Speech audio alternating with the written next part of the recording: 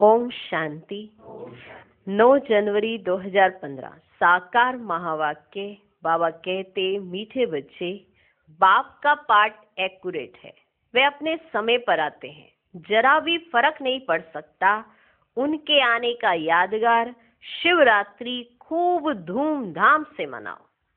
आज का प्रश्न, किन बच्चों के विक्रम पूरे पूरे विनाश नहीं हो पाते? उत्तर, जिनका योग ठीक नहीं है, बाप की याद नहीं रहती, तो विक्रम विनाश नहीं हो पाते। योग युक्त ना होने से इतनी सदगति नहीं होती, पाप रह जाते हैं, फिर पद भी कम हो जाता है। योग नहीं तो नाम रूप में फंसे रहते हैं, उनकी ही बातें याद आती रहती हैं, वे देही अभिमानी रह नहीं सकते। आज का गीत है, ये कौन आज आया सवेरे सवेरे। ओम शांति। सवेरा कितने बजे होता है? बाबा सवेरे कितने बजे आते हैं? कोई ने कहा 3 बजे, कोई ने कहा 4 बजे, कोई ने कहा संगम पर, कोई ने कहा 12 बजे। बाबा एक्यूरेट पूछते हैं। बाबा एक्यूरेट पूछते हैं। 12 को तो तुम सवेरा नहीं कह सकते हो। 12 बजकर 1 सेकंड हुआ, 1 मिनट हुआ, तो AM अर्थात सवेरा शुरू हुआ। यह बिल्कुल सवेरा है। ड्रामा में इनका पार्ट बिल्कुल एक्यूरेट है। सेकंड की भी देरी नहीं हो सकती। यह ड्रामा अनादि बना हुआ है। 12 बजकर 1 सेकंड जब तक नहीं हुआ है तो AM नहीं कहेंगे। ये बेहद की बात है। बाप कहते हैं, मैं आता हूं सवेरे सवेरे। विलायत वालों का AM PM एक्यूरेट चलता है। विलायत वालों का AM PM एक्यूरेट चलता है। उन्हों की बुद्धि फिर भी अच्छी है। वे इतना सतो प्रधान भी नहीं बनते हैं तो तमो प्रधान भी नहीं बनते हैं। भारतवासी ही 100% सतो प्रधान, फिर 100% तमो प्रधान बनते हैं। तो बाप बड़ा एक्यूरेट है। सवेरे अर्थात 12 बजकर 1 मिनट। सेकंड का हिसाब नहीं रखते। 12 बजकर 1 मिनट सेकंड का हिसाब नहीं रखते। सेकंड पास होने में मालूम भी नहीं पड़ता। तो ऐसे नहीं कहेंगे 12 बजकर 1 सेकंड पर सवेरा हुआ, क्योंकि सेकंड का तो पता भी नहीं पड़ता। इसलिए क्या कहा जाएगा? एक्यूरेट उत्तर आया था 12 बजकर 1 मिनट। अब ये बातें तुम बच्चे ही समझते हो। दुनिया तो बिल्कुल घोर अंधेरे में है। बाप को सभी भक्त दुख में याद करते हैं, पतित पावन आओ, परंतु वे कौन है, कब आते हैं, ये कुछ भी नहीं जानते। मनुष्य होते हुए एक्यूरेट कुछ नहीं जानते, क्योंकि पतित तमो प्रधान है। काम भी कितना तमो प्रधान है। अभी बेहद का बाप ऑर्डिनेंस निकालते हैं, बच्चे काम जीत जगत जीत बनो। अगर अभी पवित्र नहीं बनेंगे तो विनाश को पाएंगे। तुम पवित्र बनने से अविनाशी पद को पाएंगे। तुम राजयोग सीख रहे हो ना? स्लोगन में भी लिखते हैं, बी होली बी योगी। वास्तव में लिखना चाहिए बी राजयोगी। स्लोगन लिखा जाता है बी होली बी योगी, लिखना चाहिए बी राजयोगी। योगी तो कॉमन अक्षर है। ब्रह्म से योग लगाते हैं, वह भी योगी ठहरे। बच्चा बाप से, स्त्री पुरुष से योग लगाती है, परंतु ये तुम्हारा है राजयोग। बाप राजयोग सिखलाते हैं, इसलिए राजयोग लिखना ठीक है। Be holy and Rajyogi. दिन प्रतिदिन करेक्शन तो होती रहती है। बाप भी कहते हैं आज तुमको गुये ते गुये बातें सुनाता हूँ। अब शिव जयंती भी आने वाली है ना। अब शिव जयंती भी आने वाली है। शिव जयंती तो तुमको अच्छी रीति मनानी है। शिव जयंती पर तो बहुत अच्छी रीति से सर्विस करनी है, बहुत अच्छी। किस पर? शिव जयंती पर। शिव जयंती पर तो बहुत अच्छी रीति सर्विस करनी है। जिनके पास प्रदर्शनी है सभी अपने अपने सेंटर पर अथवा घर में शिव जयंती अच्छी रीति मनाओ और लिख दो, शिव बाबा गीता ज्ञान दाता बाप से बेहद का वर्षा लेने का रास्ता आकर सीखो। भल बत्तियां आदि भी जला दो। घर घर में शिव जयंती मनानी चाहिए। तुम ज्ञान गंगाएं हो ना, तो हरेक के पास गीता पाठशाला होनी चाहिए। तो हरेक के पास गीता पाठशाला होनी चाहिए। घर घर में गीता तो पढ़ते हैं ना। पुरुषों से भी माताएं भक्ति में तीखी होती है। ऐसे कुटुंब भी होते हैं, माना परिवार, जहां गीता पढ़ते हैं। तो घर में भी चित्र रख देने चाहिए।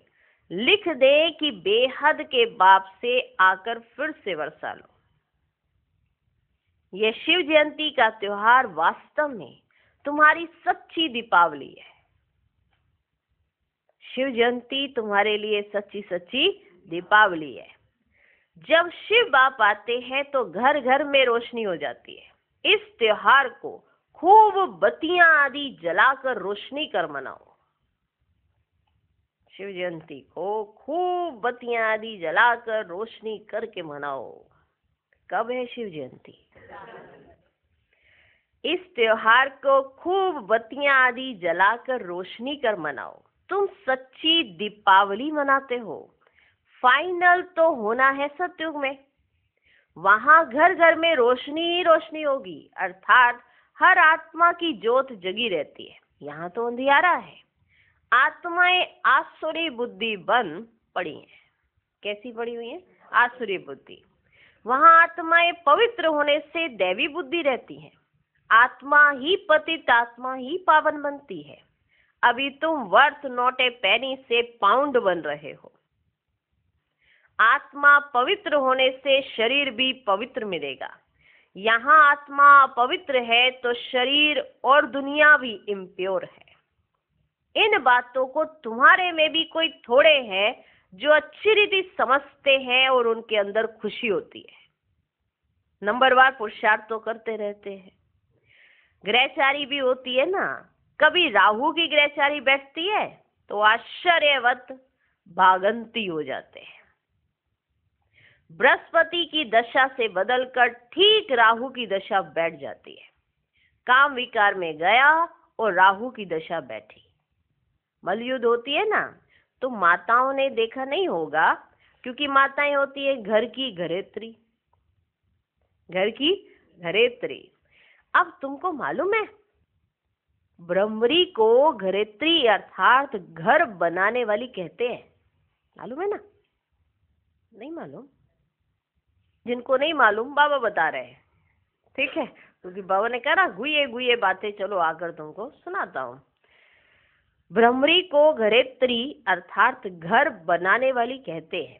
घर बनाने का अच्छा कारीगर है, इसलिए घरेत्री नाम है। कितनी मेहनत करती है? कौन?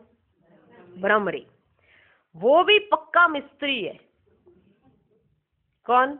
ब्रह्मरी पक्की मिस्त्री है।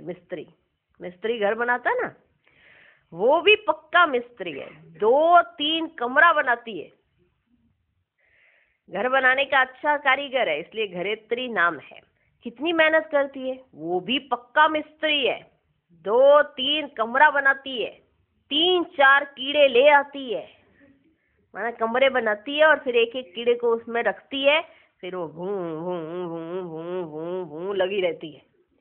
और फिर जब वो कीड़े उसके जैसे हो जाते हैं तो वो भी ब्रह्मरी बन के उड़ने लग जाते हैं ना। ये बड़ा अच्छा दृष्टांत है। 3-4 कीड़े ले आती है। वैसे तुम भी ब्राह्मणियां हो, तुम भी ब्राह्मणिया हो। चाहे 1-2 को बनाओ, चाहे 10-12 को बनाओ, चाहे 100 को, चाहे 500 को बनाओ, क्या ब्राह्मण, आप समान ब्राह्मण। मंडप आदि बनाते हो, ये भी घर बनाना हुआ ना, जहाँ पे प्रदर्शनी लगती है, मंडप बनाया जाता है, तो सब आते हैं, दुनिया के सब आते हैं, सब बच्चे आ रहे होते हैं, फिर उनको भू भू भू भू करके ज्ञान सुनाते हो, तो फिर वो ब्राह्मण बन के निकलते हैं। तो मंडप तैयार किया जाता है ना, तो ये भी तो घर बनाना हुआ। उनमें बैठ सबको भू भू करते हो। फिर कोई तो समझकर कीड़े से ब्राह्मण बनते हैं, कोई सड़ा हुआ निकलते हैं, अर्थात इस धर्म के नहीं है। इस धर्म वालों को ही पूरी रीति टच होगा। तुम तो फिर भी मनुष्य हो ना, तुम्हारी ताकत उनसे तो जास्ती है, माना भ्रमरी से। भ्रमरी से तो जास्ती ताकत है ना आपके अंदर। वो कितनी मेहनत करती है, घर बनाती है, कितनी अच्छी मिस्त्री है। तो आप फिर बाबा माना दृष्टांत दे रहे हैं और समझा रहे हैं कि आपके अंदर तो फिर तो जास्ती ताकत है, आप तो मनुष्य हो, तो आपके अंदर तो जास्ती ताकत हुई ना। तुम 2000 के बीच में भी भाषण कर सकते हो, आगे चल 4-5 हजार की सभा में भी तुम जाएंगे। भ्रमरी की तुम्हारे से भेंट है, माना कंपैरिजन किया जा रहा है, भेंट की जा रही है, ये तुम्हारे से भेंट कराई जा रही है कि जब एक भ्रमरी घर बनाकर कीड़े को आप समान बना सकती है, तो आप तो ब्राह्मणिया हो। तो क्या आप भ्रमरी की तरह वो कार्य नहीं कर सकते? चाहे 2 को सुनाओ, चाहे 10 को, चाहे 500 को, चाहे 2000 को, चाहे 4000 को, कर सकते हो ना। आजकल सन्यासी लोग भी बाहर विदेशों में जाकर कहते हैं हम भारत का प्राचीन राजयोग सिखाते हैं। आजकल माताएं भी गेरू कफनी पहनकर जाती है ना, माताएं भी गेहूं कफनी पहनकर जाती है, फॉरेनर्स को ठग कर आती है, फॉरेनर्स को ठग कर आती हैं। उनको कहती हैं भारत का प्राचीन राजयोग भारत में चलकर सीखो। भारत का प्राचीन राजयोग भारत में चलकर सीखो। तुम ऐसे थोड़े ही कहेंगे कि भारत में चलकर सीखो। तुम ऐसे कहेंगे क्या कि हम यहाँ मंडप नहीं लगा सकते, आप वहीं चलकर सीखो? ऐसे तो नहीं कहेंगे। तुम तो फॉरेन में जाएंगे तो वहां ही बैठ समझाएंगे, ये राजयोग सीखो तो स्वर्ग में तुम्हारा जन्म हो जाएगा। इसमें कपड़ा आदि बदलने की तो बात ही नहीं है। यहाँ ही दे के सब संबंध भूल अपने को आत्मा समझ बाप को याद करो। बाप ही लिबरेटर गाइड है, सबको दुख से लिबरेट करते हैं। अभी तुमको सतो प्रधान बनना है। तुम पहले गोल्डन एज में थे, अब आयरन एज में हो। सारी वर्ल्ड अभी सभी धर्म वाले आयरन एज में है। कोई भी धर्म वाला मिले, उनको कहना है बाप कहते हैं अपने को आत्मा समझ, मुझे याद करो तो तुम पावन बन जाएंगे, फिर मैं साथ में ले जाऊंगा। कोई भी मिले तो उनको ये बात जरूर कह देना। ये बाबा की डायरेक्शन है कि सबको ये कह देना कि अपने को आत्मा समझ, मुझ बाप को याद करो, तो बाबा कहते हैं कि मैं फिर तुमको साथ में ले जाऊंगा। बस इतना ही बोलो, जास्ती नहीं। यह तो बहुत सहज है ना। तुम्हारे शास्त्रों में भी है कि घर घर में संदेश दिया, घर घर में संदेश दिया। कोई एक रह गया तो उसने उलाहना दिया, मुझे कोई ने बताया ही नहीं। इसलिए वो जो ढिंढोरी पिटवाते हैं ना, वो देखा है वो क्या होता है, वो नगाड़ा है, वो ढिंढोरा पहले वो बजाया जाता है, सबके कान खोले जाते हैं, फिर सारे इकट्ठे हो जाते हैं, फिर सारे इकट्ठे हो जाते हैं, तो फिर सबको मैसेज दिया जाता है। अगर राजा का संदेश कोई नहीं सुनता तो ये उसकी गलती, क्योंकि वो जो आया था वो ढिंढोरा उसने पिटवाया, ठीक है। ऐसा नहीं, अब उसकी गलती नहीं निकाल सकते, निकाली जा सकती नहीं, क्योंकि उसने ढिंढोरा पिटवाया था। तो अगर आप सबको एक बार मैसेज दे दोगे तो कोई भी बाबा को ये उलाना नहीं देगा। तो बाबा भी कहेंगे ना, तुम तो सोए पड़े थे, मैंने तो ढिंढोरा पिटवाया था कि मैं आया हूँ। इसलिए मैंने सबको एक ही मैसेज दिया कि अपने को आत्मा समझ मुझे याद करो।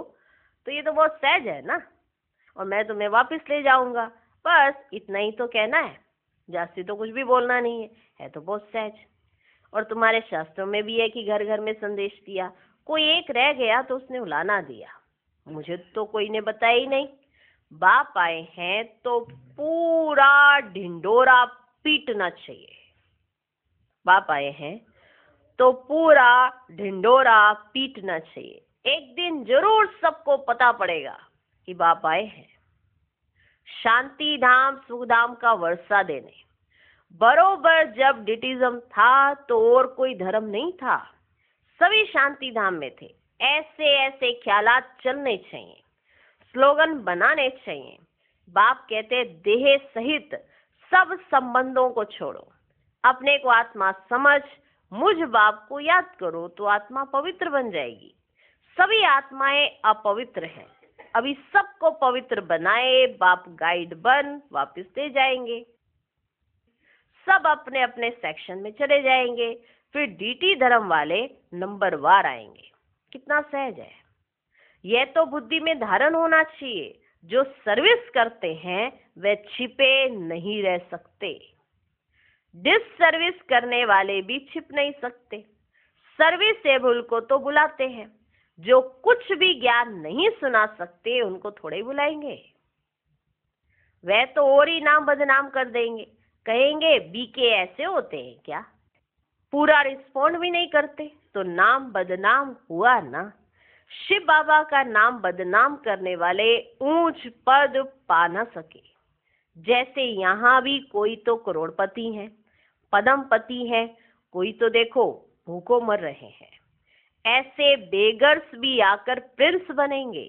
अभी तुम बच्चे ही जानते हो, वही श्री कृष्ण जो स्वर्ग का प्रिंस था वह फिर बेगर बनते हैं, फिर बेगर टू प्रिंस बनेंगे। ये बेगर थे ना, ये बेगर थे ना, थोड़ा बहुत कमाया वह भी तुम बच्चों के लिए। ये बेगर थे ना, थोड़ा बहुत जो कमाया वो अपने लिए नहीं, वह भी तुम बच्चों के लिए। नहीं तो तुम्हारी संभाल कैसे हो, नहीं तो तुम्हारी संभाल कैसे हो।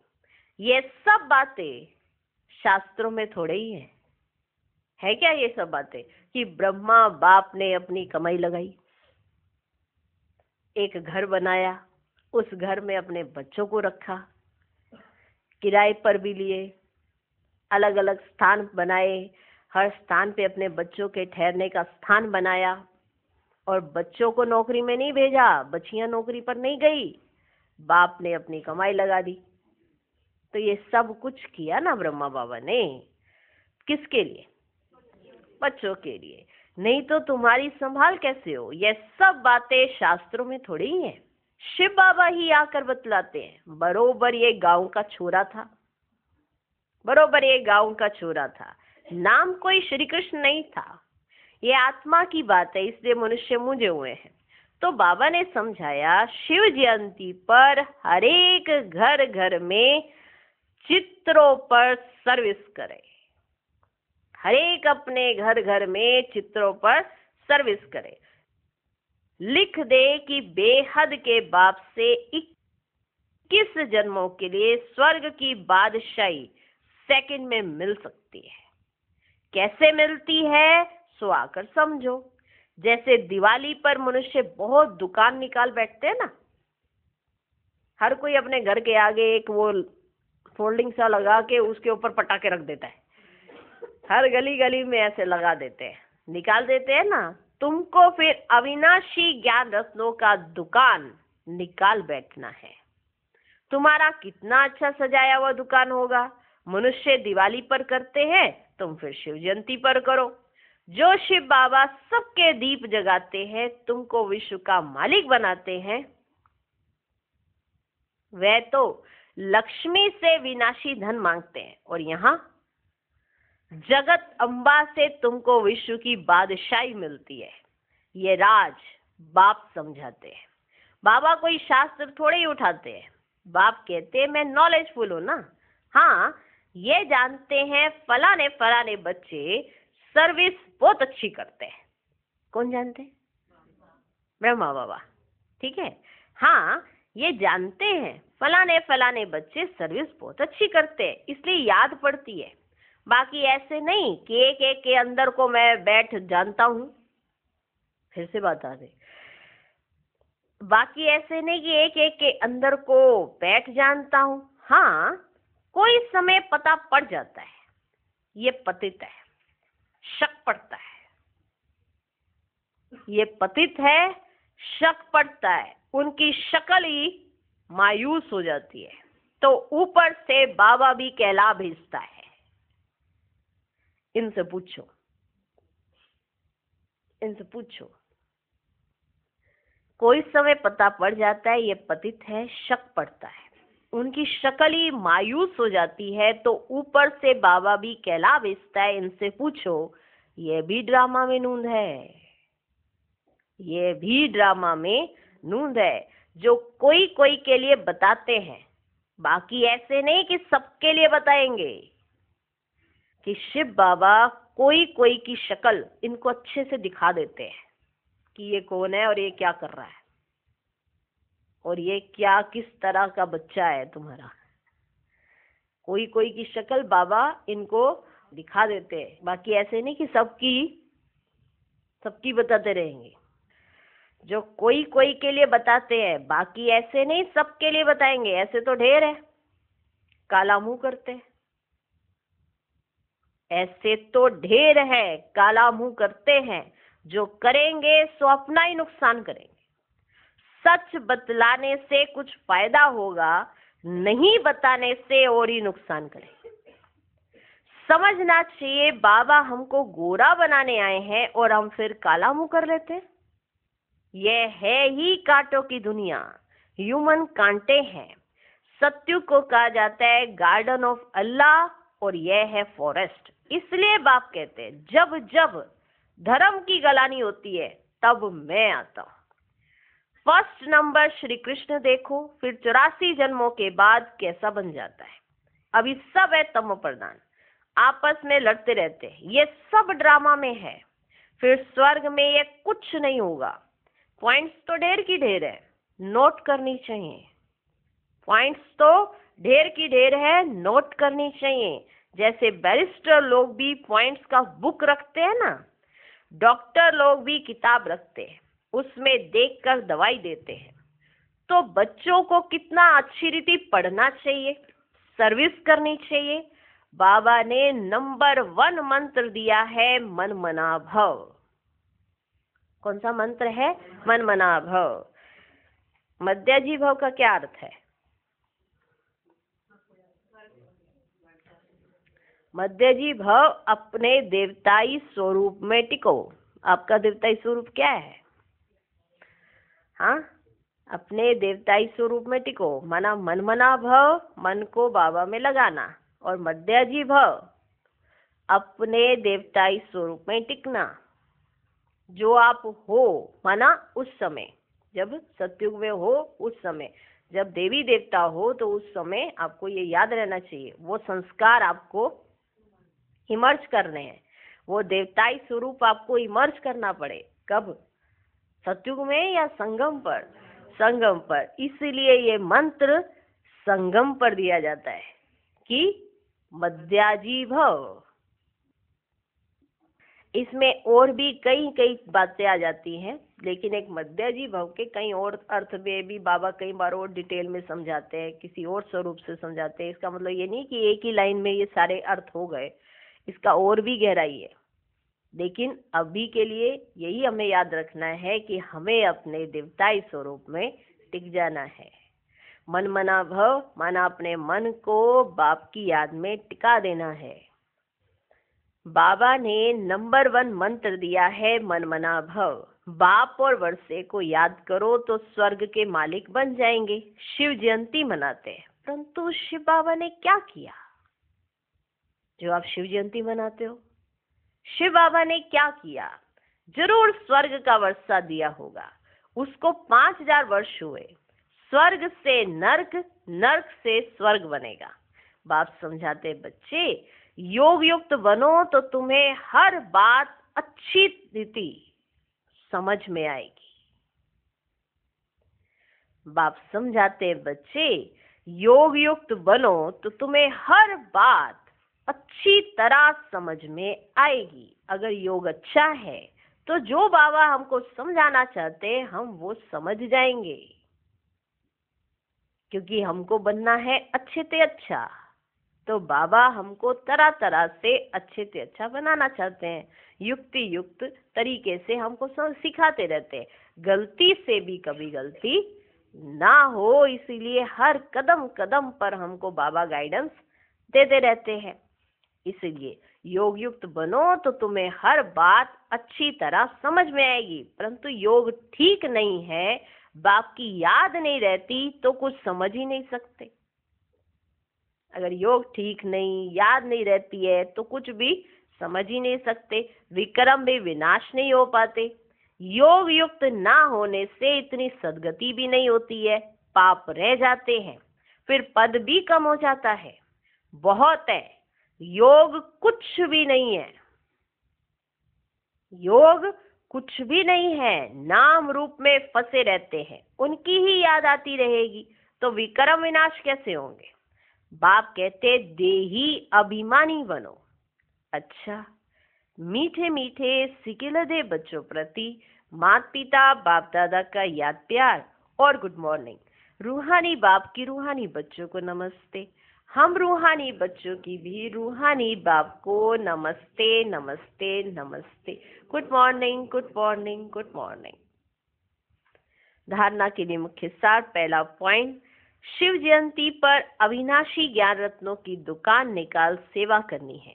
घर घर में रोशनी कर सबको बाप का परिचय देना है। दूसरा पॉइंट, सच्चे बाप से सच्चा होकर रहना है, कोई भी विक्रम करके छिपाना नहीं है। ऐसा योग युक्त बनना है जो कोई भी पाप रह ना जाए, किसी के भी नाम रूप में नहीं फंसना है। आज का वरदान, दातापन की भावना द्वारा इच्छा मात्रम अविद्या की स्थिति का अनुभव करने वाले तृप्त आत्मा भव। सदा एक लक्ष्य हो कि हमें दाता का बच्चा बन सर्व आत्माओं को देना है। दातापन की भावना रखने से संपन्न आत्मा हो जाएंगे, और जो संपन्न होंगे वे सदा तृप्त होंगे। मैं देने वाले दाता का बच्चा हूँ, देना ही लेना है। यही भावना सदा निर्विघ्न इच्छा मात्रम अविद्या की स्थिति का अनुभव कराती है। सदा एक लक्ष्य की तरफ ही नजर रहे, वह लक्ष्य है बिंदु, और कोई भी बातों के विस्तार को देखते हुए नहीं देखो, सुनते हुए भी नहीं सुनो। आज का स्लोगन, बुद्धि व स्थिति यदि कमजोर है तो उसका कारण है व्यर्थ संकल्प। अव्यक्त स्थिति का अनुभव करने के लिए विशेष होमवर्क, बुद्धि रूपी पांव पृथ्वी पर ना रहें। जैसे कहावत है कि फरिश्तों के पांव पृथ्वी पर नहीं होते, ऐसे बुद्धि इस देह रूपी पृथ्वी अर्थात प्रकृति की आकर्षण से परे रहे। प्रकृति को अधीन करने वाले बनो, ना कि अधीन होने वाले। यहाँ प्रकृति से तात्पर्य है शरीर से, देह से। तो शरीर में बुद्धि ना जाए, ना अपने शरीर में, ना किसी और के शरीर में, ना किसी और बातों में। तो प्रकृति आपके अधीन। तो ये होमवर्क करके आना कि आज आपने प्रकृति को अधीन किया या प्रकृति के आप अधीन रहे। ओके। ओम शांति।